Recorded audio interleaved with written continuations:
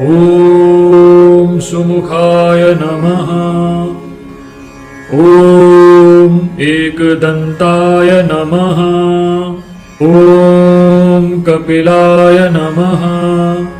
ॐ गजकर्णकाय नमः। ॐ लम्बोदराय नमः। ॐ विकटाय नमः।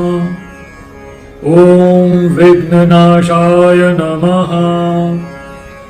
ॐ विनायकाय नमः। ॐ धूम्रकेतवे नमः। ॐ गणाध्यक्षाय नमः। ॐ भालचन्द्राय नमः।